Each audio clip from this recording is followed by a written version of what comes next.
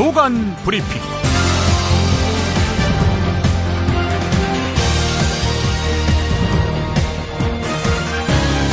2015년 11월 2일 월요일입니다. 2015년도 2달 남았습니다. 11월의 첫 출근일, 한겨레 세상 읽기 칼럼 한일 화해는 다가왔다라는 제목의 글을 소개함으로써 시작하겠습니다. 교육부가 10월 30일에 블로그, 페이스북 등에 올린 웹툰 역사 교과서는 진짜 대한민국 역사를 가르쳐야 합니다는 지금 정부의 수준을 단적으로 보여주는 작품이다. 이 웹툰의 핵심은 사실 여부를 떠나서 부정적인 역사를 배운 학생들이 부끄러운 대한민국에 충격을 받는다는 부분이다. 헐, 우리나라가 이런 나라였다니 하고 멘붕에 빠져서 이 나라에 태어난 것이 싫다라는 식으로 생각을 하게 된다는 것이다. 역사 교육 때문에 청년 자살률이 높다는 놀라운 해석과도 궤를 같이 하는 헬조선의 원인도 결국 역사 교육에 있다는 식의 논리다. 근데 여기서 주목해야 하는 것은 이제 한국 정부가 일본 정부와 화해할 수 있는 입장을 분명히 한 것으로 보인다는 점이다. 이 웹툰을 보면서 강한 기시감을 느꼈는데, 기시감이라 하면 과거에 어디서 많이 본 그런 느낌을 말하는 거지요. 이 웹툰을 보면서 강한 기시감을 느꼈는데 20년 전 일본에서 등장한 새로운 역사 교과서를 만드는 모임 등 일본 역사 수정주의자들이 내세운 논리가 바로 이런 것이었다. 그들은 위안부 문제를 비롯해서 일본의 침략이나 식민 지배를 가르치는 것이 자학사관이라면서 이런 것을 가르치고 있는 교과서를 바로잡지 않으면 국가의 정신적 해체 위기가 올 것이라고 경고했다. 그 이후에도 계속된 이런 흐름 속에서 성장한 정치인이 다름 아닌 아베 신조였으며 현재 아베 내각은 그런 세력의 작품이기도 하다. 역사 문제를 두고 한국과 일본 사이에 갈등이 있다는 말은 정확하지 않다. 적대적인 척하면서도 현재 정부를 장악하고 있는 그들은 뒤에서 손을 잡고 있다. 역사 문제에 관한 전선은 국경과 일치하지는 않는다. 박근혜와 아베 신조가 웃으며 악수하는 날이 왔다. 그들은 그들만의 미래를 위해 화해를 할 것이다. 그 화해 속에 서로의 부끄러운 역사를 가려버리려고 할 것이다. 그런데 부끄러운 역사를 알게 돼 받는 충격은 나와 국가를, 우리와 그들을 구별할 수 있게 해주는 계기가 되기도 한다. 그들이 그토록 부끄러운 역사를 두려워하는 진정한 이유가 여기에 있다. 부끄러운 역사가 주는 그 충격과 깨달음 속에서 그들과 다른 우리의 미래는 시작될 수 있다. 네, 이 글을 쓴 사람은 한국의 좌익 역사학자가 아닙니다. 일본의 교과서 왜곡을 감시하고 비판해온 후지 다케시 역사문제연구소 연구원입니다. 일본 사람이란 얘기입니다. 지금 이 시각 반드시 알아야 할 뉴스로 이어가겠습니다.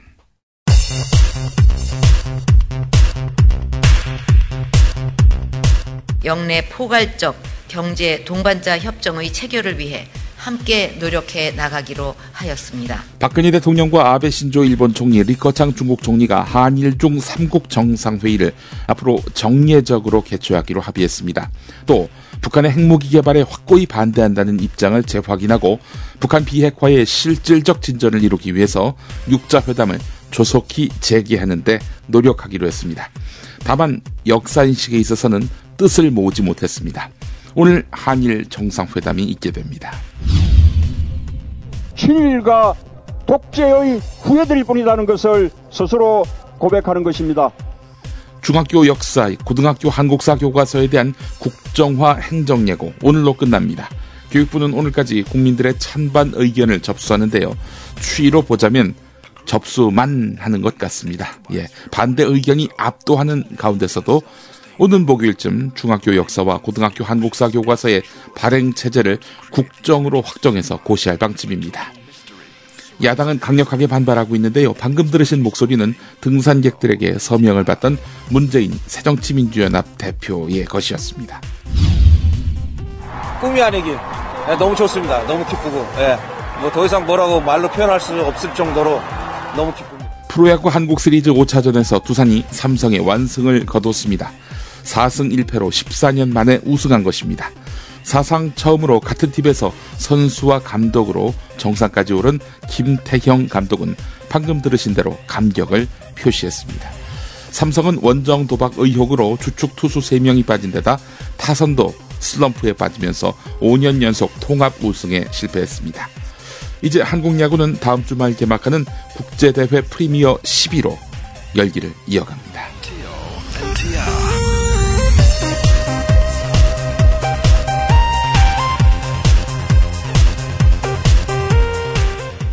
김용민의 조간브리핑은 이담채 김치 컴백홈 대리운전 전창걸의 새싹당 공차 대한공경매사협회 좋은 사람과 플라워 연지연 곰탕이 함께합니다. 직접 담가 먹는 김치가 사 먹는 김치와 다른 이유 잘 아시죠? 내 눈으로 내 손으로 골라야죠. 우리 걸로요. 한 포기 한 포기 직접 손으로 소금을 뿌려 절이는 가장 깨끗한 손으로 정성과 진심을 담아 이 김치 쥐앗으로 못 써요. 나쁜 병균 틈타지 말아야 하니까. 건강을 위해 소금은 적당히, 그러나 맛깔나게. 내 가족이 먹을 김치니까. 가족이 먹는 김치를 하나 더 만든다는 심정으로 만든 김치, 이담채 김치. 입맛 까다로운 김어준 딴지일보 총수의 한마디. 제가 이 김치의 맛을 보증합니다. 정말 맛있어요, 이 김치는. 포털 사이트 검색창에 이담채를 입력하세요. 전화주문은 1544-4586 1544-4586. 속보입니다. 요즘 어플로 부르는 대리가 유행인데요. 최근 컴백홈 대리가 선풍적인 인기를 끌고 있다고 합니다. 현장에 나와 있는 김 기자 불러보죠. 김 기자? 네, 전 지금 역삼동 먹자골목 한 주차장 앞에 나와 있습니다. 요즘 직장인들 사이에서 15땡땡 전화대리보다는 컴백홈 어플 대리로 직접 대리 신청을 하는 분들이 많다고 합니다. 특히 고객과 가장 가까운 대리기사를 직접 골라 부르고 이동거리만큼 이용요금을 지불하는 컴백홈 대리는 합리적인 요금체계, 이용내역 제공, 영수증 출력 서비스 등으로 그동안 대리를 많이 이용하셨던 고객들에게 각광을 받고 있습니다. 이에 컴백홈 측에서는 감사의 의미로 신규 가입 고객에게는 할인 쿠폰을 펑펑 쏜다고 하는데요. 컴백홈 대리 서비스 첫 이용 전에 쿠폰 번호 C8C8을 입력하시면 대리요금 할인해드린다고 합니다. 이상 역삼동에서 김기자입니다. 김기자 감사하고요. 지금 앱스토어, 구글 플레이에서 컴백홈 앱을 다운받으세요. 대리가 필요할 때 컴백홈. 중앙일보 박승희 정치부장의 칼럼을 보겠습니다. 처음엔 믿지 않았다. 말도 안 된다고 했다. 청와대 오자회동 다음날 일이다. 박근혜 대통령이 야당 원내대표에게 왜 그때 저에게 근연 인연 하셨어요? 라고 따지듯 물었다는 얘기를 듣고서다. 그런 단어가 대통령과 야당 원내대표 사이에서 오갔다는 게 믿기지 않았다. 결과적으로 내가 틀렸다.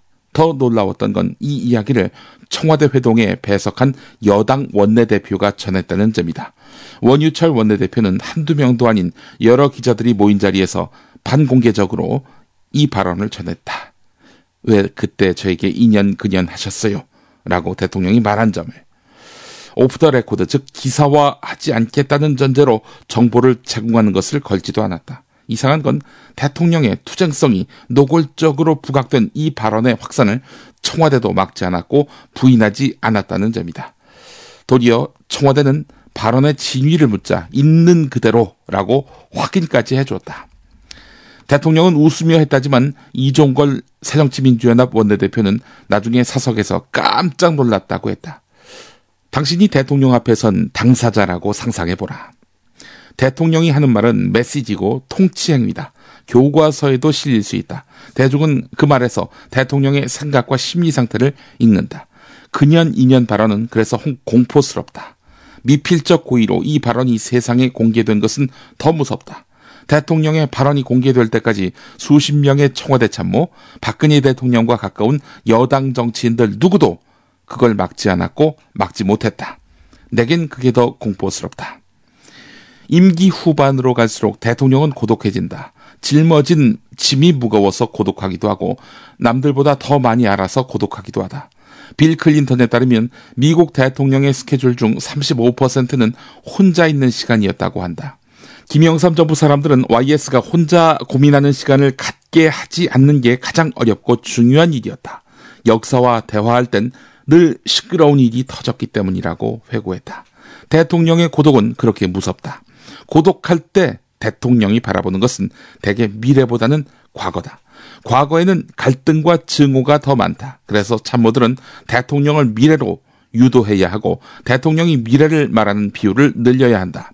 역사 교과서 국정화 논쟁을 길게 끌어선 안 되는 것도 그래서다.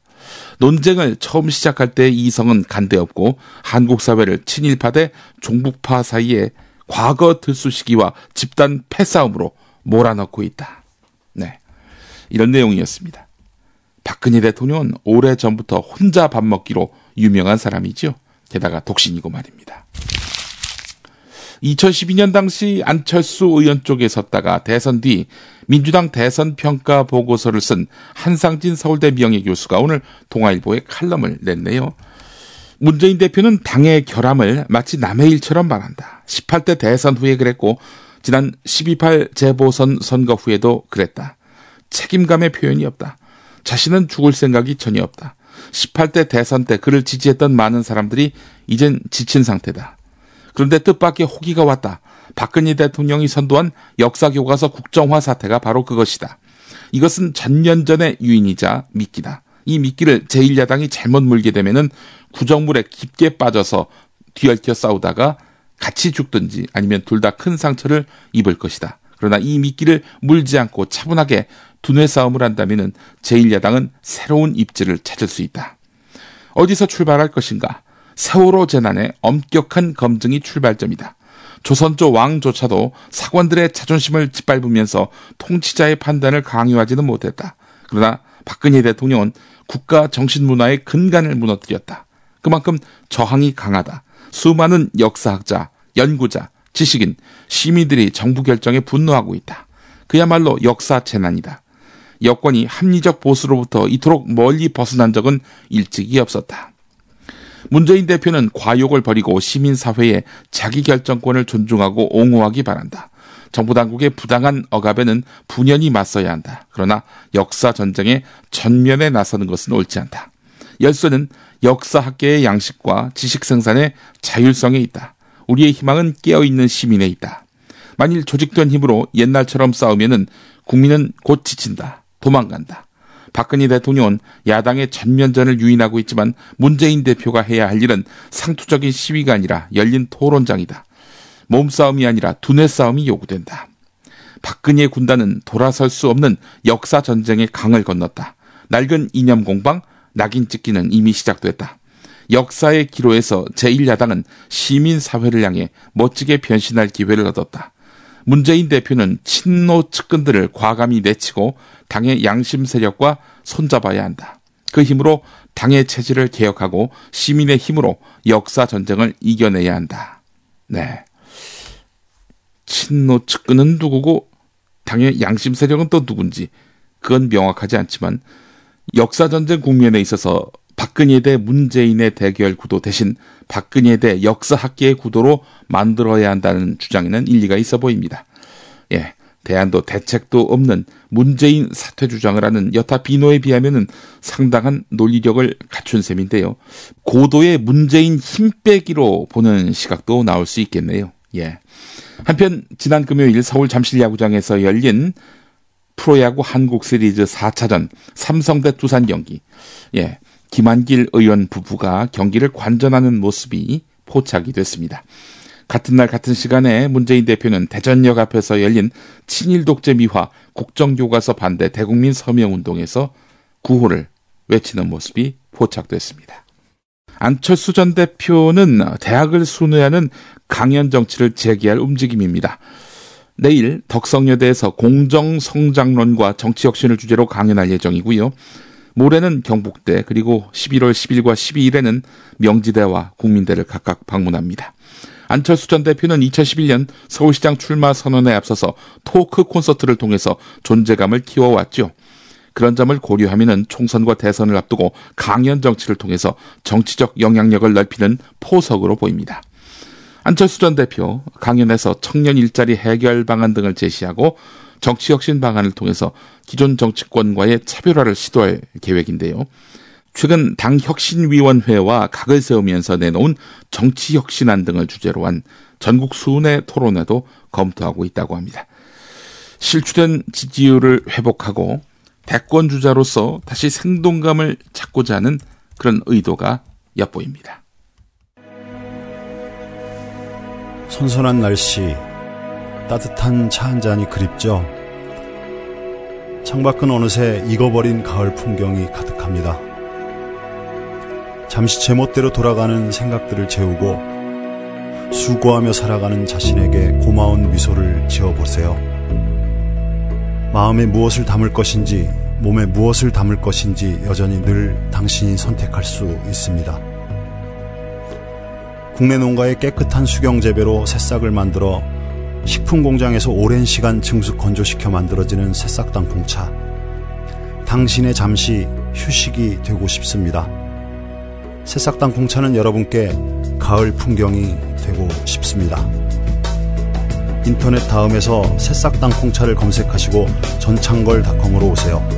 전화 문의는 070-8635-1288 070-8635-1288입니다.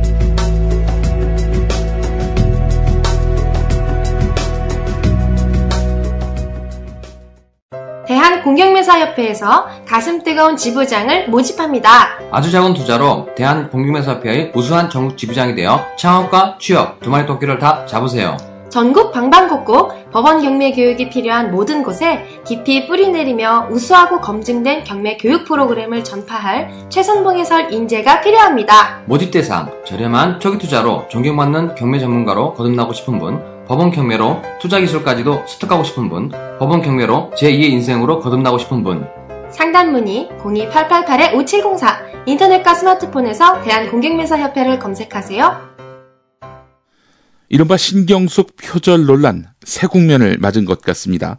한겨레 최재봉 선임 기자의 기사를 보겠습니다. 최재봉 기자, 1999년 신경숙의 소설 딸기밭이 안승준의 유고집 사라는 있는 것이오의 성문을 뺏겼다고 밝힌 바 있는데요. 취재원과 취재기자가 특수 관계라는 점, 이 점이 또 주목됩니다. 문학평론가인 명지대 남진우 교수란 사람이 이 기사의 주인공입니다. 남진우 교수, 이 사람의 부인이 바로 신경숙 씨지요. 신경숙 씨의 표절과 관련해서 처음으로 입을 열었습니다. 지난 여름 시작해서 지금까지 이례적일 만큼 우리 문단과 사회를 달구고 있는 표절과 문학 권력이란 주제에 대해서 이제 어느 정도 정리된 이야기를 할 때가 된 것 같다. 네. 남진우 교수가 현대시학 11호로 권두 실론으로 쓴 판도라의 상자를 열며 표절에 대한 명상 원. 네, 이 글의 앞부분입니다. 자신의 글이 신경숙 표절 사건과 그에 이은 문학 권력 논쟁을 겨냥한 것임을 분명히 했습니다. 도대체 그 서문의 첫 줄의 이 발언은 무슨 뜻일까요? 계속 보겠습니다. 지금 우리 사회에서는 표절이라고 하면 거의 자동적으로 양심의 문제, 도덕적 판단의 대상이 돼서 선악 이원론적 판결이 요구되는 법정으로 직행하곤 하는데, 문학예술의 창작에서 표절은 종종 텍스트의 전환, 차용, 변용 등의 문제와 결부돼 숙고해야 할 점이 적지 않은 게 사실이다. 그 숙고를 회피한 채 이루어지는 표절 논란은 대부분 무분별한 여론재판이나 잘못된 시인, 선처에 대한 호소, 대중의 망각으로 이어지는 막간의 소극으로 귀결되기 쉽다라고 썼습니다. 신경숙 표절 논란이 선악 이원론적 판결과 무분별한 여론 재판으로 흘렀다는 판단을 내비쳤다고 최재봉 기자는 지적하고 있는데요. 이 최재봉 기자가 남진호 씨에게 전화를 한 모양입니다. 자, 그랬더니 남진호 교수, 현대시학 12월호에 실릴 다음 글에서는 20세기 중후반 독일 시인과 20세기 후반 한국 저항 시인의 표절 문제를 다룰 예정이라면서 잘못하면 한국 문학 전반을 뒤집어 놓을 수도 있어서 상한선을 어디까지 그을 것인지 고민 중이다, 이렇게 밝혔습니다. 부인 표절 논란건에 대해서는 신경숙 씨는 내가 그 사태에 대해서 언급하는 것 자체에 반대하며 이 글이 실리는 것에 대해서도 모르고 있었을 것이다, 이렇게 말을 했다고 하는데요. 그러면서 남진우 교수, 올여름에 일이 터지기 전부터 이 주제에 대해서 쓰겠다는 생각을 하고 자료도 모아왔다라면서 그동안 창작에 주력하느라 손을 놓고 있었지만 더는 내버려 둘 수 없게 됐다라면서 각오를 밝혔다는 겁니다. 네, 신경숙 씨 남편 남진우 교수의 대공세가 예견됩니다. 자, 이번에는 국정교과서 파문 관련한 소식입니다. 교육부가 국정화 홍보를 위해서 개설한 올바른 역사교과서 특별 홈페이지를 보게 되면 대부분 검정교과서의 편향, 왜곡 사례를 소재로 하고 있습니다. 하지만 교육부가 제시한 검정교과서의 편향, 왜곡 사례는 2년 전인 2013년 검정과정에서 이미 수정이 돼서 현행 검정교과서에서는 찾아볼 수 없는 내용이 대다수입니다. 지금 학생들이 보고 있는 교과서에 없는 내용을 갖고 이 검정교과서 편향, 왜곡 사례라면서 제시했다는 겁니다. 김일성 주체사상을 우리 아이들이 배우고 있습니다라는 새누리당 펼침막으로 논란이 됐던 주체사상 레파토리도 고수하고 있는데 진실은 무엇이냐?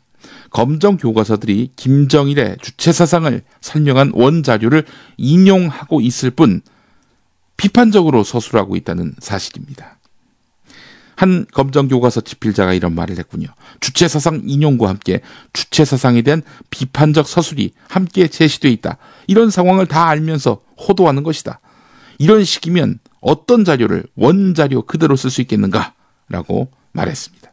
2013년 교육부가 집필진에게 보낸 수정보완 권고서를 보면은 자료를 이용할 때에는 가장 최근에 공신력 있는 원자료를 사용하기 바람. 특히 기존 교과서나 인터넷 정보 등을 재인용하는 방식은 지양하기 바람. 이렇게 밝히고 있는데요.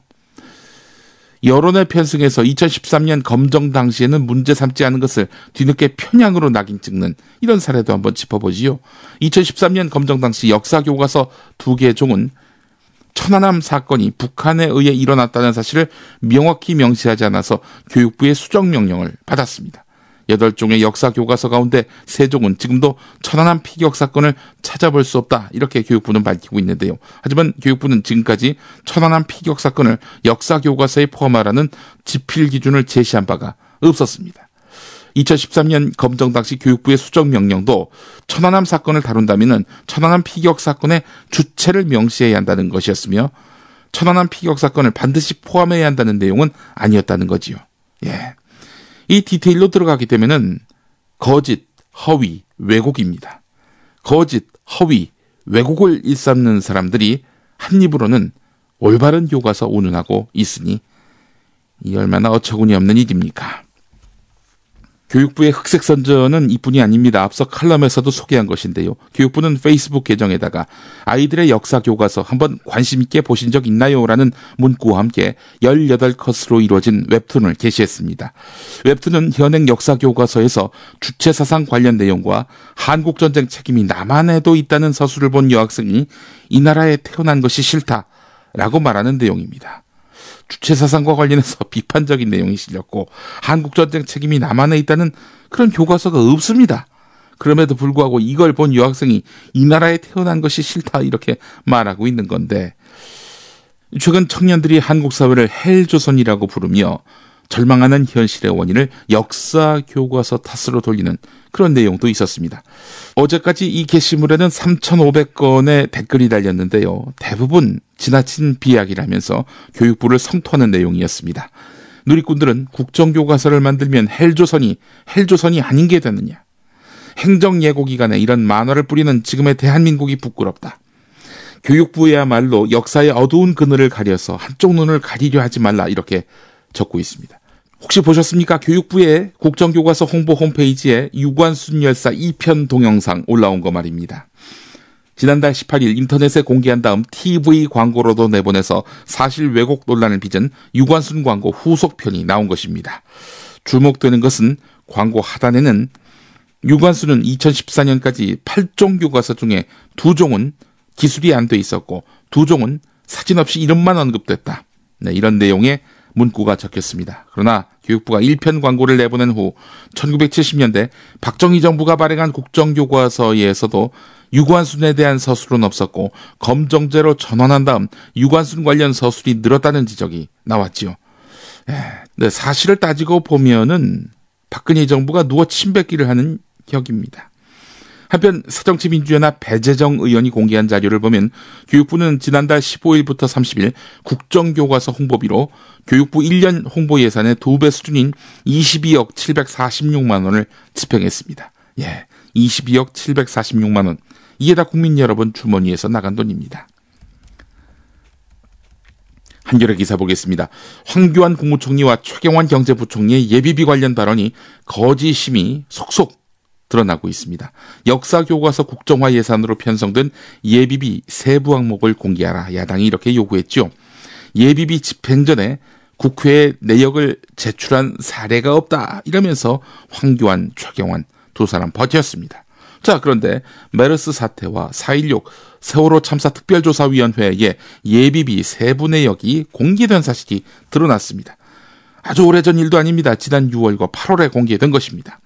결국 거짓말 논란에 휩싸이니까 최경환 경제부총리 예결위 회의에서 행정부가 자체적으로 국민들에게 알릴 필요가 있다고 공개한 것 외에 정부가 국회 요구로 예비비 명세서를 제출한 사례가 없다. 이렇게 질문의 의도를 비틀어서 반박했지만 박주선 의원은 여러 부처가 2010년 국회에다가 예비비 세부 내역을 제출한 선례가 있었다면서 자료를 보여줬습니다. 예비비 사용 내역은 비밀 자료가 아니라는 게 명확히 드러났다는 것이 박주선 의원 입장입니다. 황교안과 최경환이 거짓말한 것일까요? 거짓말이 아니라면 사실 확인에 있어서 불성실했다는 건데 이것 또한 문제입니다. 국회 답변을 불성실하게 해도 아무 문제가 없다는 그런 인식을 갖고 있었던 거 아닙니까? 올바른 역사교과서를 앞장서서 주장하는 김무성 새누리당 대표. 국사는 고사하고 가족사부터 왜곡합니다. 선친 김용주 전 전남방직 회장이 1961년 국회에서 일본을 옹호하는 발언을 했다가 야당과 언론으로부터 친일 행위라는 비판을 받았기 때문입니다. 국회 홈페이지에 실린 1961년 1월 24일자 본회의 회의록을 보면은 당시 민주당 소속의 초선 의원이던 김용주는 반일 감정이 높은 상황에서 일본 경제인들을 초청하려다가 무산되니까 초청 의도를 해명하기 위해서 신상 발언을 했습니다. 60만 제1교포가 일본의 사회 감정과 사회 대우 밑에서 살아가고 있다. 그 사람들이 한국에서 생활을 못해서 일본으로 건너가 있는 사람들인데 이 사람들의 생활복지가 순전히 일본 사람들의 대우 여하에 달려있다. 이렇게 말한 것입니다. 당시 일본이 제1동포 국적을 박탈하고 강제 퇴거를 추진하니까 정부가 징집 등 강제로 끌려간 특수성을 인정하라면서 일본을 압박하던 상황이었습니다. 자, 그런데 김용주가 이들이 자발적으로 건너간 것처럼 일본 편에 서서 발언한 것입니다. 또 한국 유학생들이 공납금을 못 내도 일본 대학은 등교를 허가한다. 이러면서 일본이 한국 사람들에게 도움을 주고 있다는 발언을 이어갔습니다. 그러면서 북송 문제로서 우리 민족의 감정을 극도로 격분시켰지만 이것도 일본 국민의 감정을 악화시킨 결과라면서 일본의 제1한인 북송 문제도 한국인 탓으로 돌렸습니다. 이 발언 직후에 이교선 무소속 의원은 친일 권고 발언 같다. 나도 10년 동안 일본에서 공부했는데 일본이 한국 사람을 도와줬다면 그 증거를 대라. 이렇게 따졌습니다.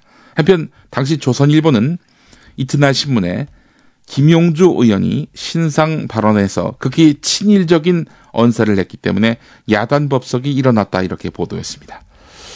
좌파들에 의해 아버지가 친일파로 매도되고 있다던 김무성 대표. 조선일보가 좌파 신문입니까? 김재경 국회 예산결산특별위원장, 이 사람 새누리당 소속이죠. 한국형 전투기 사업의 내년도 예산을 예산특위심사에서 정부 아닌 670억 원보다 증액할 뜻을 내비쳐서 논란이 되고 있습니다. 김 위원장은 어제 기자간담회에서 한국형 전투기 사업 예산과 관련해서 국회 국방위원회를 통과해서 예결특위로 넘어온 670억 원과 방위사업청에서 애초 기획재정부에 요구했던 1618억 원 사이에서 조율될 것이다 라면서 증액 가능성을 열어놓고 볼 것이다 이렇게 밝혔는데 말이죠. 애초 방위사업청은 한국형 전투기 사업 내년도 예산으로 1618억 원을 요청했지만 기획재정부는 670억 원으로 삭감했습니다. 그래서 국회에 예산안을 넘겼는데요. 소관 상임위원회인 국방위원회는 미국의 핵심 기술 이전 거부와 관련해서 한국형 전투기 사업 전면 재검토 논란까지 벌인 끝에 11월 한 달 동안 국방위에서 추가 논의한다는 단서를 달아서 지난달 정부 원안인 670억 원대로 예결 특위로 넘겼습니다. 국방위원회의 그런 문제인식 또 그렇게 해서 결의된 내용 이거를 예산특위위원장이 뒤집는 꼴이 됐죠. 정두원 국회 국방위원장은 정부는 애초부터 국회 국방위에서 논란이 될 것을 예상하고 예결특위에서 증액하는 쪽으로 계획해 온 것 같다라면서 김재경 특위위원장이 어디선가 오더, 즉 지시를 받은 것 같다라면서 맹비난했습니다. 네, 뉴스의 재구성을 듣고 올 텐데요. 뉴스의 재구성도 단독 보도를 하게 되는군요. 정두원 위원장이 마이크가 켜진 줄도 모르고 미치겠다, 아이씨, 이런 발언을 했던 것입니다. 당시 현장으로 가보겠습니다.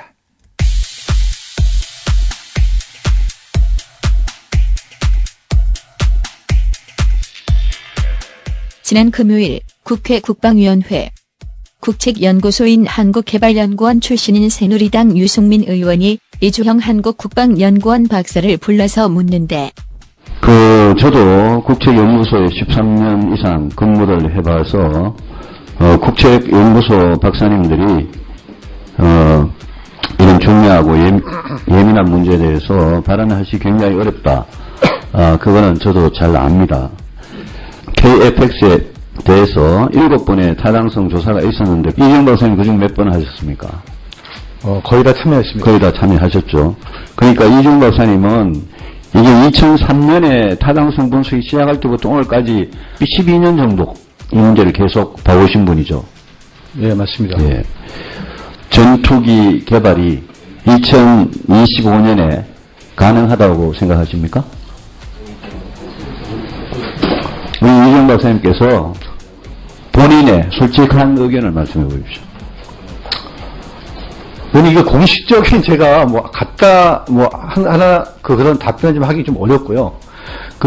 이정 박사님 이 자리는 굉장히 중요한 자리고 마지막 이제 체계개발 예산이 통과됐다가 네네. 그죠? 네. 지금 기술 때문에 이러는 거잖아요. 이런 자리에서는 우리 이정 박사님 그냥 전문가로서 개인적 의견을 그냥 이야기하고 치고 들어가시면 됩니다. 예, 알겠습니다. 2025년에 공군이 요구하는 전투기 개발이 가능할 걸로 보십니까?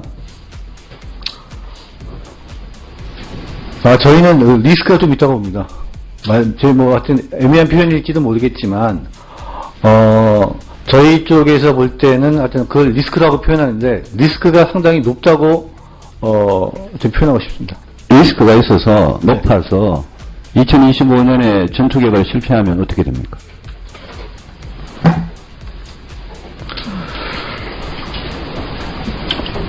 실패하면은, 계속해서 거기에 많은 비용과 시간이 투여되는 그런 것이 우려가 됩니다. 그러면 개발은 개발대로 계속 돈이 들어가면서, 그죠? 네. 엄청난 돈이 계속 들어가면서 그때 가서 빨리 좀 전투기는 사든지 뭘 리스를 하든지 어디서 갖고 와야 될 거 아니에요? 예, 그렇습니다. 예, 들어가시면 좋습니다. 27일 10월 27일 날 대통령 보고할 때 국방부 장관 가셨나요? 한민구 국방부 장관 마이크를 잡고 예, 배석했습니다. 그럼 장관, 방사청장, ADD 소장 다 가셨습니까? 예. 예, 그러면 그때 얼마나 오랫동안 보고하셨어요? 한 1시간 넘게. 예. 그 보고 때 이 개발할 수 있다, 개발에 성공할 수 있다 이렇게만 보고 들으셨어요? 우리가 리스크가 있는데 예. 이건 위험 관리 계획을 가지고 예. 이것을 잘 관리해서 성공시켜 나가겠습니다. 이런 식의 보고였습니다. 이 사업의 리스크, 실패 가능성 이런 데 대해서 걱정하시는 분들하고 한번 토의를 해보셨어요? 우리 청장님은 이주영 박사하고 이야기해 보셨습니까? 네, 이주영 박사님하고 직접적인 개인적으로 이야기는 안 해봤습니다. 유승민 의원과 한민구 장관의 일문일답 와중에 누군가 마이크 켜진 줄 모르고 탄식하는데 미치겠다고 하는 청장님, 제가 방금 일부러 저분을 모신 게 저분이 국책연구소에서 카이다에서 7번 타당성 조사 중에 5번을 하신 분인데 저런 어쨌든 리스크가 있다, 문제를 지적하는 분이 10몇 년 동안 지적을 했는데 이 중요한 문제가 터졌는데 우리 방사청장님은 저런 분하고 대화도 한번 안 하셨어요? 아니, 저는 구체적으로 하나하나 이렇게 그 리스크 있는 거를 해소나가는 위험 관리 계획을 철저하게 면밀하게 그걸 해야 되겠다. 그래서 그런 거를 쭉 지금 작성하고 있는 중입니다. 이때 어디선가 들리는 챗 소리. 저는 대통령께서 지금 속고 있다고 생각하십니다. 지금 우리 최소한 이 국방위에서 이야기되고 있는 이 정도의 문제 제기도 예? 그 중요한 자리에서 전혀 안 된 것 같아요. 그리고 우리 청장님은 반대론자들은 한 번도 안 만나보시는 것 같아요. 예? 반대론자들이 누군지는 아십니까? T50 개발에 참여한 전모 박사 그런 분 한번 만나보셨습니까? 네, 전영훈 박사는 제가 네. 다 압니다. 예, 만나보셨습니까? 만나지 않았습니다. 만나지 않았습니다. 천연덕스럽게 안 만났다고 말하자 또 어디선가 들리는 소리. 꼴보기 싫어서 안 만났겠지. 네. 보기 싫어. 그리고 어처구니 없다는 심정을 가득 담은 아이씨. 아니 리스크를 지적하는 사람을 전혀 안 만나면서 무슨 리스크 해결 방안을 만듭니까? 아니 저희들이 예상하고 있는 리스크는 이거는요 여러분들 이런 식으로 하시면 예? 이거는 다시 거듭 제가 이야기 드리지만 방사청, ADD, 공군, 카이 예? 이 막대한 예산을 앞으로 쓰는 사람들이 요지부동으로 대통령까지 소개하면서 이러시는 거예요 지금. 예? 마이크 켜진 줄 모르고 발언한 사람은 누구일까? 주인공은 바로 새누리당 소속의 정두환 국회 국방위원장. 이 사업이 정말 실패할 것이 분명한데 예산을 주는 것은 정말 양심의 가책을 받는 일이고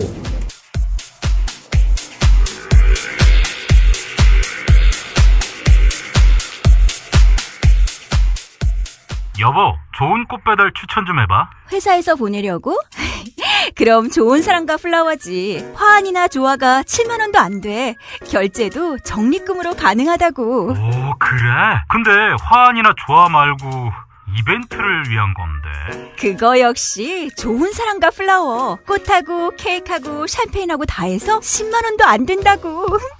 가격도 중요하지만 빨리 배달해야 돼. 그거 역시 좋은 사람과 플라워지. 전국 어디든 3시간 내에 배송이 된다고. 근데 누구한테 보내려고? 누구긴 누구야. 좋은 사람. 바로 당신한테 보내는 플라워지. 사랑해, 여보. 나? 가격, 배송, 느낌까지 좋은 사람과 플라워는 감동까지 실어 꽃을 배달합니다. 1566-0263 기억해두세요. 1566-0263 6살 하늘이 밥을 잘 안 먹어요. 엄마, 나 이거 맛이 없어요. 그만 먹을래요. 엄마의 걱정은 점점 더해가는데요. 그런데 이때 택배입니다. 연지연 곰탕이 배달됐어요. 직접 도끼로 팬 장작불 위에 한우 사골과 도가니를 가마솥에 한가득 넣고 24시간 끓인 진구. 연지연 곰탕이 하늘이 입에 들어가는 순간 맛있다. 엄마 한 그릇 더 주세요. 하늘이의 밥도둑 연지연 곰탕. 조미료 같은 첨가물이 전혀 들어가지 않아 엄마의 기쁨은 더하답니다. 연지연 곰탕은 강화군에서 김포시 방향으로 강화대교 건너자마자 있습니다. 포장 판매는 한 팩 800g에 7,000원, 7팩 이상 무료 배송합니다. 주문 전화는 010-7252-1114, 010-7252-1114. 김용민이 전해드리는 조간 브리핑. 이른 아침 조간신문 핵심 기사를 훑어보는 시간, 김용민의 조간 브리핑.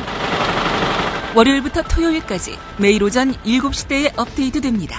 뉴스뿐 아니라 그 안에 숨은 맥락도 짚어드립니다.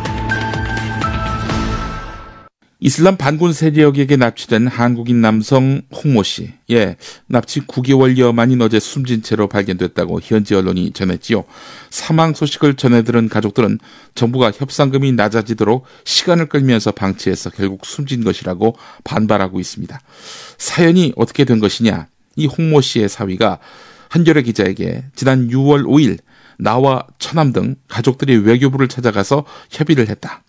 이 자리에서 이기철 외교부 대사는 미국 등 서방 국가는 테러 단체와 협상을 하지 않는다. 측면 지원을 적극 하겠지만 돈을 도와줄 수는 없다. 몸값을 120억 원 넘게 요구하고 있으니 가격을 떨어뜨릴 때까지 기다리자라고 제안했다라고 말했습니다. 이에 대해서 사위 이 씨는 우리 같은 서민이 테러 단체와 어떻게 협상을 하느냐? 연로하신 장인이 필리핀 기후에서 어떻게 오래 버틸 수 있겠느냐라고 따졌다고 또 말했습니다. 가족들은 그러면서 정부가 브로커를 소개해주면서 협상을 가족들한테 떠맡겼다고 주장했는데요. 사위 이 씨는 납치된 다음 현지에서 사업을 하는 처남이 3가지 협상 루트를 찾았지만은 효과가 없었다. 이후에 외교부가 필리핀 정부 쪽이라면서 브로커를 소개해줬다. 이 사람에게 우리가 돈을 모아서 협상금 4억 원을 만들어줬지만 협상하는 자리에는 가족들이 참여하지 못했다. 이렇게 말했다고 합니다. 필리핀에서 피살된 한국인은 홍 씨를 포함해서 올해만 10명에 이르는데요. 외교부가 하는 일은 여행금지 지역으로 지정하는 것이 전부였습니다. 위험에 처하면은 그것이 개인의 불행일 뿐임을 외교부는 이 사건으로 웅변하고 있는 셈입니다. 자, 이미 김어준의 파파이스를 통해서 목소리가 익숙한 사람이죠. 바로 경향신문 강진구 기자입니다. 관훈 나이트클럽에도 나오신 분이죠. 강진구 기자가 오늘 특종 하나 했습니다. 경향신문 일면을 보겠습니다. 국정원 댓글부대 의혹이 제기된 한국산업기술시험원 용역업체에 지난해 12월부터 6개월 동안 회장으로 영입된 국정원 간부 출신 김은기 씨가 중국 과학원 명의를 도용해서 2년 동안 가짜 수료증 장사를 한 것으로 확인됐다는 겁니다. 전직 국무총리와 현직 장차관들도 강사로 나서고요. 가짜 수료증을 받은 고위 공직자도 다수인 것으로 나타났다는 겁니다. 놀랍네요. 전직 총리 또 현직 장차관들 말이죠. 그 사람들이 누군가 봤더니 정운찬 전 국무총리, 유진용 문화체육관광부 장관, 김영민 특허청장 이런 사람들이 이 강사 명단에 포함됐다는 겁니다. 이상희 전 과학기술처장관, 정길생 한국과학기술한림원 이사장 이 사람들은 명예원장으로 이름을 올렸군요. 수료한 고위공직자를 보면은 최재유 미래부 2차관, 박수민 기획재정부 국장이 포함됐습니다. 수강한 중소기업 경영자들은 정부가 공식 후원기관인데다 동기생 중에도 고위 관료가 많아서 중국 과학원 명의를 도용했을 것이라고는 예상하지 못했다. 이렇게 말하면서 고발했다고 하는데 말이죠. 이 김은기 씨는 수강생들에게 자신을 소개할 때 모스크바 공립대 행정대학원 초빙교수라고 양력을 제기했는데 이것도 역시 가짜로 드러났습니다.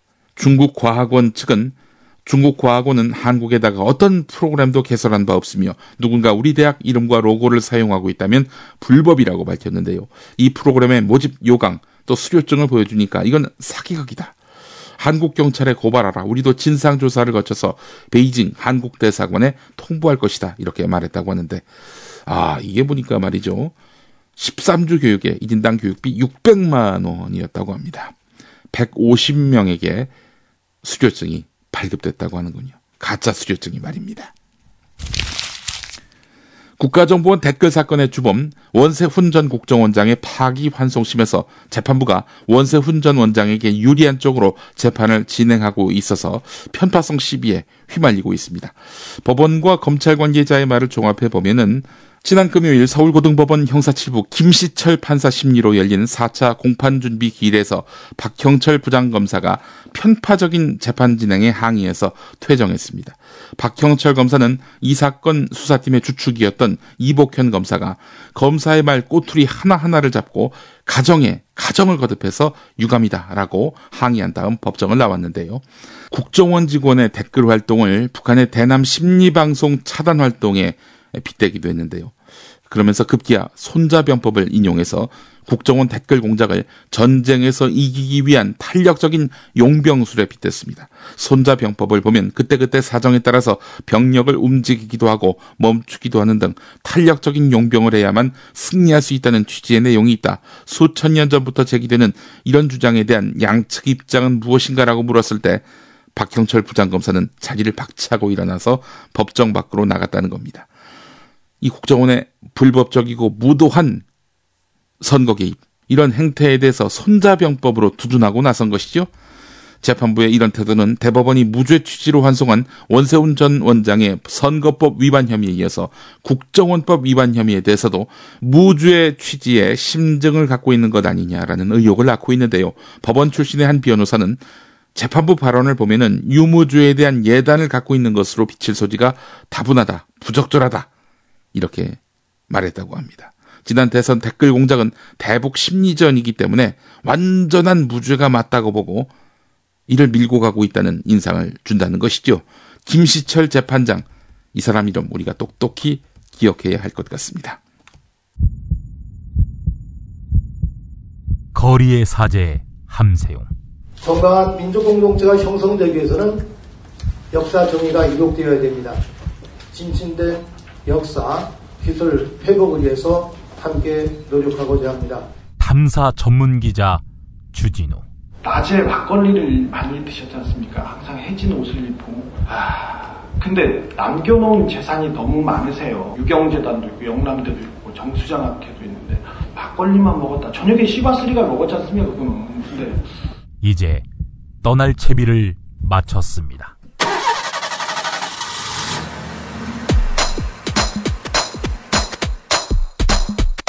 역사와 정의의 가치가 뿌리채 흔들리며 위태롭게 저물어가는 광복 70년.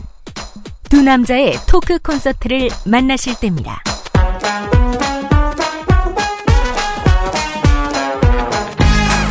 함신부와 주기자의 현대사 콘서트. 11월 13일 금요일 저녁 7시 서울 명동성당 고스트홀에서 있습니다. 예스24에서 현재 티켓 예매 중이며 입장료 2만 원 중 일부는 역사 바로 세우기 활동에 기부합니다. 시사인과 천주교 정의구현 사재단이 주최하는 함신부와 주기자의 현대사 콘서트. 역사의 중심에 서 있는 여러분 모두를 초대합니다.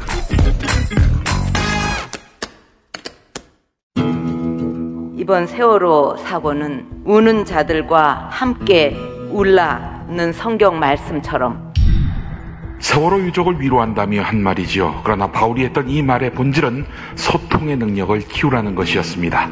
세월호 유족의 진상규명 요구를 무시하며 모른 척하는 박근혜 대통령은 그런 의미에서 우는 자와 함께 울라는 말 하기보다는 들어야 할 사람 아닙니까? 김용민의 새 책 살찐 로마서 고쳐 읽기 12장에 나오는 내용이었습니다. 예스24, 알라딘, 교보문고, 인터파크 등 주요 인터넷 서점에서 만나보세요. 김용민의 신간, 살찐 로마서 고쳐 읽기.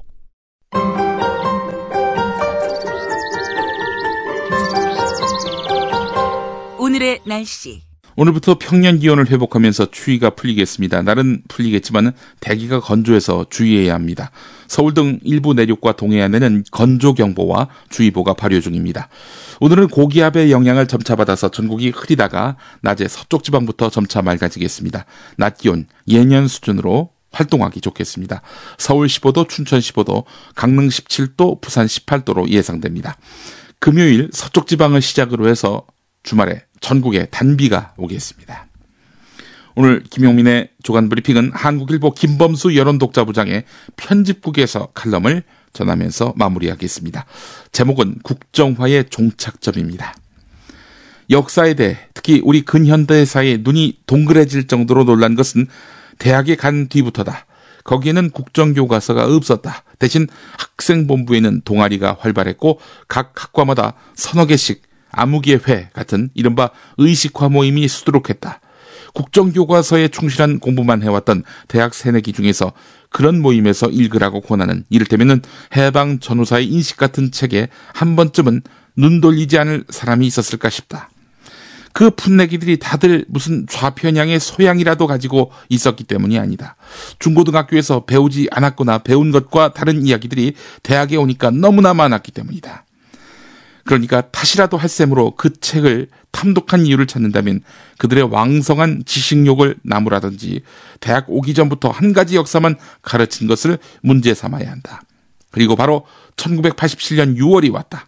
그 후에 한국 사회에 무슨 일이 벌어졌는지는 더 이상 말하지 않아도 알 것이다.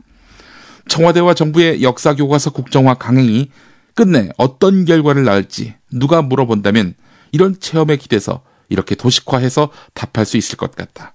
한 가지 역사만 배운 청소년들은 늦더라도 결국 대학에 가면 386이 그랬던 것처럼 그동안 배웠던 것이 역사의 전부가 아니라는 사실을 알고 분노할 것이다. 때로 너무 기울어졌다 싶을 정도로 역사를 보려는 사람이 속출할지 모른다. 그런 일이 모이고 모이면 언젠가 정권을, 사회를 바꿀 힘이 되지 말라는 법이 있겠는가. 지난날 군사 독재 정권은 그러지 못했지만 이런 역사의 반복을 막을 방법이 전혀 없는 것은 물론 아니다. 검정 교과서를 좌편향이라고 재단하는 기준으로 역사 관련 서적을 검열해서 금서로 정하고 좌파라고 지목하는 90%의 역사학자들을 학계에 발붙이지 못하도록 하고 국정화에 반대하는 97%의 역사 교사들을 교단에서 내쫓는 것이다. 만약 그러하지 못한다면 국정원은 결국 지난 역사의 전철을 밟고 말 것이다. 네, 김범수 부장은 설마 그렇게 하랴 이런 마음에서 썼겠지만은 그렇게 할 가능성이 높은 정권이라는 점에서 염려가 됩니다. 석간에서 뵙겠습니다.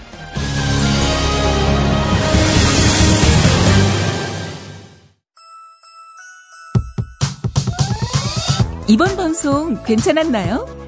작별의 여운 이렇게 표시해주세요. 다운로드하기, 댓글 달기, 구독하기, 별점 주기. 더 좋은 방송 만들어달라는 약속 이렇게 응원해주세요. 다운로드하기, 댓글 달기, 구독하기, 별점 주기. 기억하셨죠? 다운로드하기, 댓글 달기, 구독하기, 별점 주기.